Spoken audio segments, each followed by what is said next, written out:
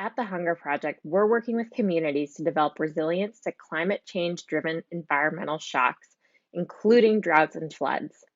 And we are working with them to develop alternative practices to reduce the community's contribution to climate change. The other day, Grace in Malawi shared about what this looks like on the ground.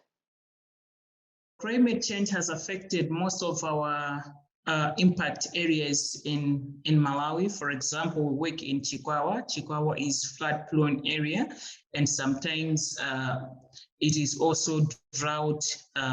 It also gets very dry and sometimes prolonged drought in the area.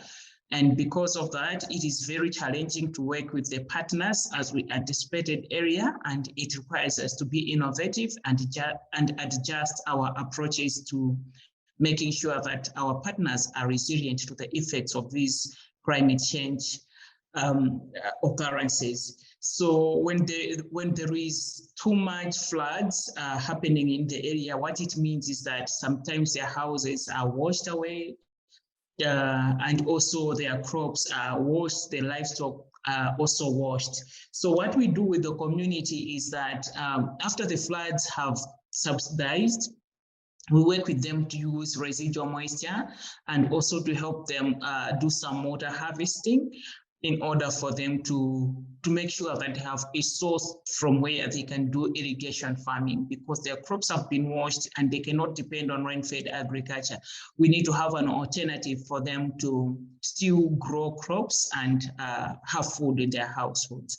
So we work with them on irrigation interventions, and they do cultivate using those schemes. So they mobilize themselves as groups and do these irrigation farming as a group. And besides that, we are also trying to work with the community, because we know that climate change is waste because of also careless cutting of trees.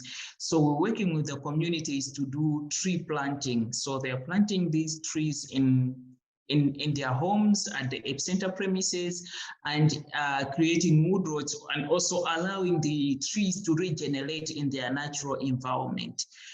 We are also working in partnership with African Parks Mgabadere.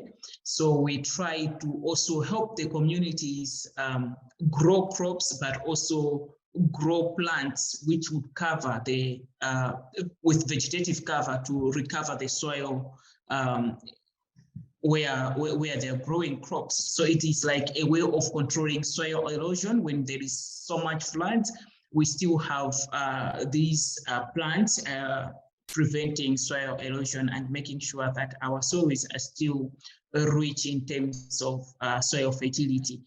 Great, thank you. And what do you find inspiring about the work our community partners are doing to preserve their environment? It is very inspiring to see the commitment from the communities that we are working with. Our partners are so committed. It's one thing to grow a tree, and it is another thing to take care of that tree and see it grow.